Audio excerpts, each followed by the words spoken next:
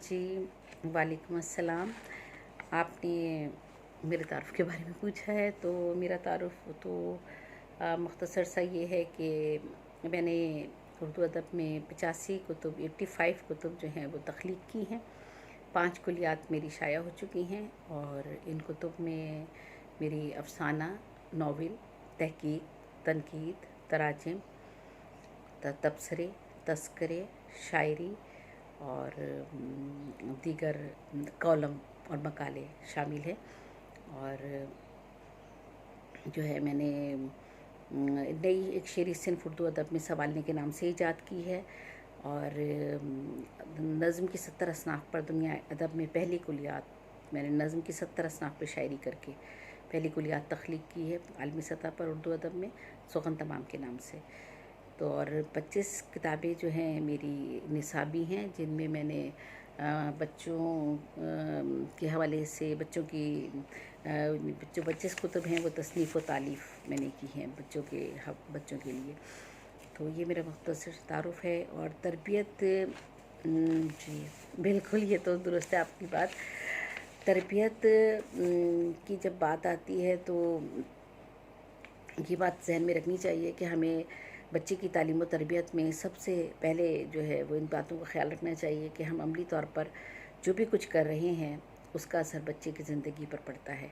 तो बच्चे की हौसला अफ़ज़ाई करनी चाहिए उसकी अच्छे काम में, और अगर उससे गलती हो जाए तो बच्चे को बहुत डांटे नहीं, उसकी इंसल्ट ना करें और उसकी मर्ज़ी को मद्देनज़र रखें, उसके रुझान को मद्देनज़र रखें और सच और जो गलत बात है उस बात में उसको तमीज़ करना सिखाएं। तो बच्चे की नफ्सियात को समझकर ही उसके लिए आपने ऐसी कार्टून और ऐसे रसाइल का इंतखाब करना है जिससे बच्चा जो है अपनी नॉलेज में इजाफ़ा कर सके। तो ये इसके लिए तो मैं कहूँगी कि मेरी भलाई का सेहरा है मेरी माँ के सर, मेरी भलाई का सेहरा है मेरी माँ के सर, ये माँ की गोद ही इंसान का पहला मकतब है। तो पहला मकतब बच्चे के लिए उसकी माँ की गोद होता है।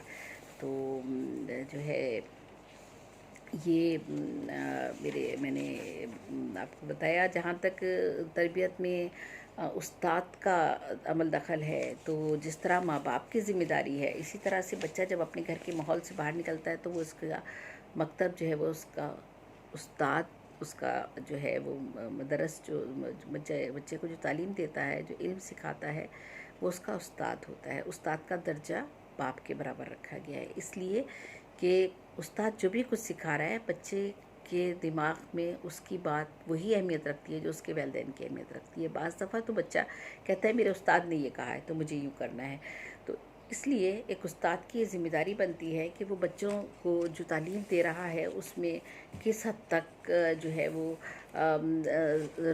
रियलिटी है, वो बच्चा जो है किस हद तक सच्चाई से जो है वो जुड़ा हुआ है, हकीकत पसंदी से वो जुड़ा हुआ है। और बच्चे को सच बोलना सिखाए, ईमानदारी सिखाए, हमारे दीनी और दुनियावी दोनों तालीम जो कि वालिदैन की गोद से बच्चा सीखता आता है और उसके बाद स्कूल में जाने के बाद, अपने मदरसे में जाने के बाद बच्चा जो है अपने उस्ताद से सीखता है। तो ये बहुत ज़रूरी है कि बच्चा जो है वो उसकी ज़िंदगी में उसके उस्ताद की अहमियत उसी तरह से है जिस तरह से जो है वो वालिदैन की अहमियत है। तो तालीम के लिए ये बात अज़हद ज़रूरी है कि बच्चे को जो है वो वही चीज़ें मुहैया की जाएँ जिनसे बच्चा कल को जब मुस्तक़बिल में वो बड़ा होता है और एक समाज में एक अहम ज़िम्मेदारियाँ उसके कांधों पर आती हैं तो एक अच्छा शहरी बन सके। जी, जहाँ तक बात आपकी ये है कि अगर तरबियत ना हो सके तो या कमी रह जाए तो नताइज की बात नेचुरली बात है कि अगर बच्चे की तरबियत में कहीं कमी रह जाती है या बच्चे का घर का माहौल, कोई वालिदैन तो नहीं चाहते हमारे बच्चे की तरबियत में कमी हो, लेकिन बाज़ दफ़ा ऐसा होता है माँ बाप के दरमियान इख्तलाफ हैं या घर का माहौल ऐसा है या असातिज़ा जो हैं बच्चे को वो पूरी तवज्जो नहीं दे पाते, तो फिर सूरत हाल ऐसी होती है कि बच्चे की शख्सियत जो है वो इंतशार का शिकार हो जाती है और तकरीबी चीज़ों की तरफ बच्चे का दिमाग चलना शुरू हो जाता है और फिर वही चीज़ें आगे जाने के बाद जो है बच्चे की ज़िंदगी में मुश्किलात पैदा करती हैं। उसके लिए मैं क्या नुकसानात हो सकते हैं, क्या नताइज हो सकते हैं, ये शेर सुन लीजिए। जो बाप गुस्से में गालियाँ दे रहा है माँ को, जो बाप गुस्से में गालियाँ दे रहा है माँ को, नज़र में बच्चों की खुद को उसने गिरा लिया है। तो ये तरबियत का असर होता है कि अगर कहीं आपकी तरबियत में कमी रह जाती है तो जब आप बड़े होते हैं तो आपकी शख्सियत की वो जो कमी है वो पूरे समाज पर असरअंदाज होती है, आपकी फैमिली पर, आपके घर पर, आपके बाहर के माहौल पर भी। या यूँ समझ लीजिए कि बेहिसी और ख़ुदगर्ज़ी जो है वो इंसान के अंदर जो है वो बड़ी तेज़ी के साथ जड़ें पकड़ लेती है। और फिर ये सूरत हाल होती है कि सामने बंगले में एक भाई दस्तरखान सजाए था, सामने बंगले में एक भाई दस्तरखान सजाए था, कहते हैं वो मर गई भूखी, कुटिया में जो थी माँ जाई। तो ये जो है ये सूरत हाल होती है। और फिर यूँ कह दीजिए कि बाप माँ की है तरबियत का असर, बाप माँ की है तरबियत का असर, बच्चा यूँ बेअदब नहीं होता। तो कहीं ना कहीं कमी रह जाती है तरबियत में, तो उसके नताइज हमारे सामने इस तरह से आते हैं। जी बिल्कुल, बच्चे का दिमाग वाइट बोर्ड की तरह होता है, या यूँ कह दीजिए कि मारिया मोंटेसरी कहती हैं कि बच्चे का दिमाग जो है ऑब्जर्वर माइंड होता है बचपन में, जो 2 हिस्सों में डिवाइड होता है, 0 से लेकर 3 साल तक के पीरियड, जिसमें बच्चा अपने इर्द गिर्द की हर चीज़ को इस तरह एब्जॉर्ब करता है जिस तरह उसको नज़र आती है या जिस तरह उसको मुहैया की जाती है। बिल्कुल एक स्पंज जिस तरह आप पानी में डुबो दें और उसे साफ़ पानी में डुबोएं तो वो साफ़ पानी जज़्ब करेगा, गंदे पानी में डुबो दें तो गंदा पानी जज़्ब करेगा।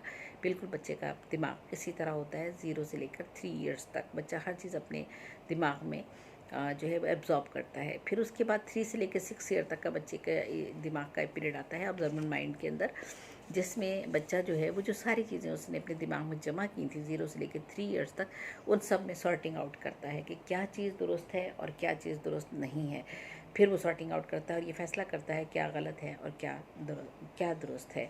तो बच्चे के दिमाग बिल्कुल वाइट बोर्ड की तरह है, आप जो चीज़ उस पर लिखेंगे बच्चा वही चीज़ जो है अपने तहतुल शऊर में और जो है अपने आप पर जो है वो उसको जो है वो बच्चा उस पर अमल करने की कोशिश करता है। फिर बाद में उसको पता चलता है बड़े होने के बाद कि जो है वो किस हद तक वो जो है उसमें जो है वो कमी है और क्या खूबियाँ उसके अंदर हैं।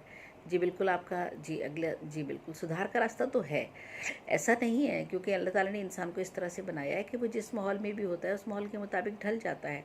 और हम ज़िंदगी में सिर्फ अपनी निसाबी कुतुब तो नहीं पढ़ते, इल्म तो हम किसी भी किताब से, किसी भी माहौल से, किसी भी इंसान से हम इल्म सीखते हैं। तो बच्चा जैसे जैसे इंसान अपने माहौल में आगे बढ़ता है तो वो उसमें सुधार का अमल भी बढ़ता है। ऐसा नहीं है कि नहीं होता कि अगर वो बच्चा की शुरू में उसकी तरबियत में कोई कमी रह गई तो सारी ज़िंदगी सुधर नहीं सकता, ऐसा हरगिज़ नहीं होता, बल्कि उसमें वो तब्दीली ला सकता है और तब्दीली आ जाती है। लेकिन हाँ ये ज़रूर है कि बाज़ कुछ चीज़ें जो हैं जो गैर शऊरी तौर पर बच्चे के दिमाग में होती हैं, उनसे उसको छुटकारा हासिल करना ज़रा मुश्किल होता है, कुछ आदतें उसकी पुख्ता हो जाती हैं। लेकिन बहरहाल सुधार मुमकिन है और सारी ज़िंदगी इंसान सीखता रहता है और अपने अंदर तब्दीली पैदा करता रहता है। तो जी जहाँ तक तरबियत का मेयार, तो मेयार ये है कि देखिए जब बच्चा बिल्कुल छोटा होता है तो मैं जो साइंसी असूल आपको बता रही हूँ वो ये है कि 7 सेंसिटिव पीरियड से गुजरता है। 7 बच्चे के अंदर एहसासाती पीरियड होते हैं, अदवार आते हैं बच्चे की ज़िंदगी में। पहला उसका ज़िंदगी में दौर आता है कि बच्चा लैंग्वेज की तरफ जाता है, यानी उसने ज़बान सीखनी है। तो वो किस तरह ज़बान सीखने का अमल शुरू होता है और वो कितने साल तक कई सालों तक जारी रहता है। फिर बच्चे के अंदर ऑर्डर आता है कि कोई चीज़ जो है वो उसकी तरतीब क्या होनी चाहिए, उसकी तंजीम क्या होनी चाहिए, वो बच्चा इसी दौरान में जो इब्तदाई दौर है बच्चे के अंदर ये सेंसिटिव पीरियड साथ साथ चलते हैं सारे। फिर बच्चा टाइनी ऑब्जेक्ट की तरफ बढ़ता है, यानी छोटी छोटी चीज़ें जो होती हैं बच्चे को अट्रैक्ट करती हैं, बच्चा उन चीज़ों की तरफ लपकता है। बहुत सारी चीज़ें जो हमें दूर से नज़र नहीं आ रही होती हैं, बच्चा जाता है और वो बिल्कुल छोटी सी चीज़ उठा के आपके लिए ले आता है। तो वो टाइनी ऑब्जेक्ट का दौर भी उस पर गुजरता है। फिर बच्चे में रिफाइनमेंट ऑफ सेंसिटिव पीरियड का दौर गुजरता है, यानी सेंसिटिविटी और सेंसेस जितने उसके अंदर हैं उनमें रिफाइनमेंट पैदा करता है बच्चा। वो जो सेंसिटिविटी की जो समल से वो गुजर रहा है 7, उसमें उसको अपनी सेंसेस को भी जो है रिफ़ाइन करना है, तो वो सारे अपने सेंसेस जो है उनको रिफ़ाइन करता है। फिर बच्चे के अंदर ग्रेस एंड कर्टेसी का दौर आ जाता है, बच्चा गुड मैनर भी साथ साथ सीखता जाता है। फिर कल्चर एक ऐसी चीज़ है जिसमें बच्चा ज़िंदगी के हर शोबे की मालूमात हासिल करता है।